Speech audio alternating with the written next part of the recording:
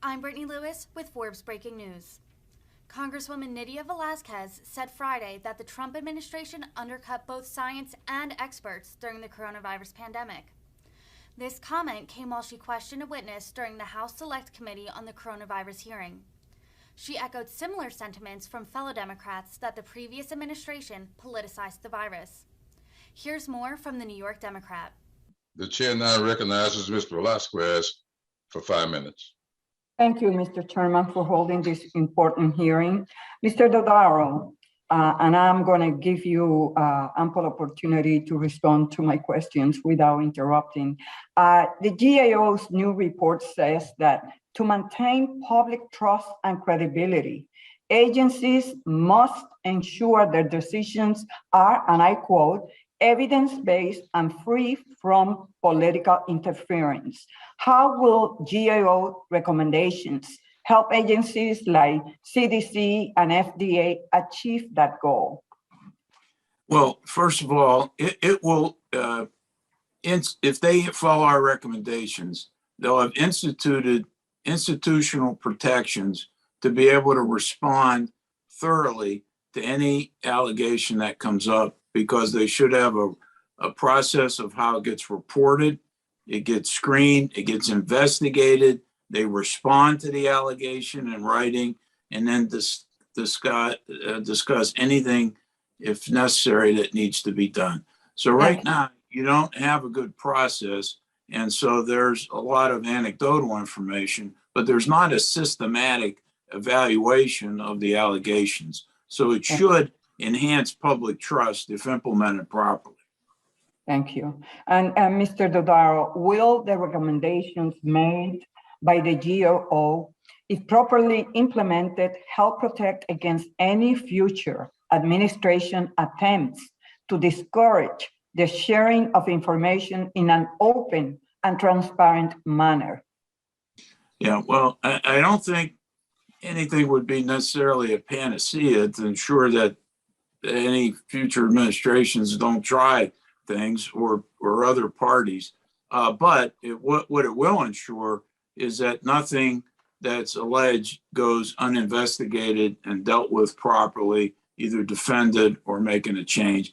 I think it could also have a salutary benefit by empowering the employees to feel more protected in raising this issue. So thereby it may have a deterrent effect as well, to help people not, move in this direction, to try to interfere with the process, knowing that there's a well-established process for investigating such matters, and the employees are trained to recognize this. So I think it'll help a great bit. Thank you. Dr. Rasmussen, during your time at the CDC, you helped the agency respond to other outbreaks like Zika, swine flu, Ebola, under both Republicans and Democratic administration. So can you please explain why public trust in the CDC and the information it publishes during a public health emergency is so important? Yeah, I do think that CDC has been and should be seen as the experts on public health emergencies. People there have spent their lives working to learn the best ways to protect the American people from emerging infections and other threats. And so I think it's really important that people at CDC have the ability to speak to the American people and present their results and talk about the best ways, what's known, what's unknown. We learn as I tried to give in my testimony, we learn as responses go along, and we learn more information, but to give people, this is what we know, this is what we don't know, this is what we're trying to find out. I think that's also important. Thank you.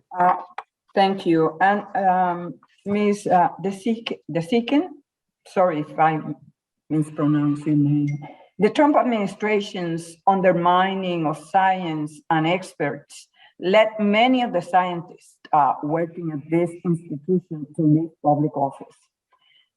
What steps have been taken to rebuild this workforce to ensure that there are qualified experts in these positions? Yes, thank you for the question, Congresswoman. There really is a tie to whether federal scientists feel comfortable working in the agency and political interference steps to undermine that process. So when scientists feel like they don't know who to go to when they're seeing a potential scientific integrity violation, they don't know who to talk to, they don't know what procedures, and they don't even know whether that enforcement of that, if they're finding a correct violation, whether that'll actually go through. This will lead to why be here? My work isn't meaningful, and just a decrease of the ability for scientists to actually be able to do work to help all of us across the nation. Thank you. Thank you for that answer. Mr. Chairman, I yield back. I thank the gentlelady for yielding back. The chair now recognizes Dr. Green.